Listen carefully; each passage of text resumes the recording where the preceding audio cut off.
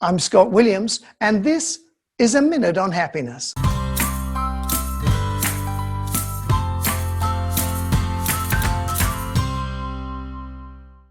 Recently, 2,000 people aged 21 and older participated in a COVID survey, and it kicked up some interesting results.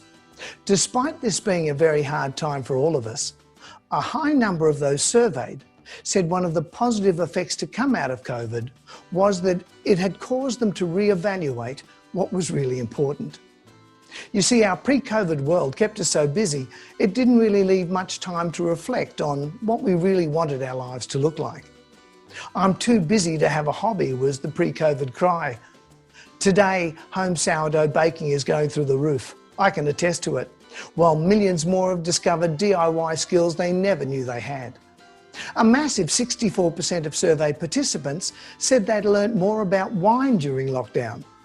No doubt this is from the rise in popularity of virtual wine tastings, where two or more friends buy the same bottle of wine and jump into a Zoom room to discuss the wine's viscosity, body and bouquet, as over time they slowly slide off their chair.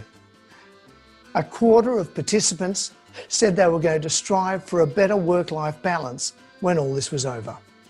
One person summed it up nicely: "As my world has gotten smaller, my happiness has actually grown." Angie said this time has taught her to have greater patience, as I'm now at home all the time. I have a sneaking suspicion she deliberately breaks things around the house just so she can send me out to Bunnings for a couple of hours. Now, I know for many of us this time feels like it may never end. But as the good book says, all things will come to pass, and so will this. As to what benefits may come from this, it may not be until there is some distance put between you and COVID that you recognise what you actually gained out of the whole experience. But in the meantime, keep in mind the words of Napoleon Hill: "Every adversity, every failure, every heartache carries with it the seed of an equal or greater benefit." So, happy days ahead. I'm Scott Williams.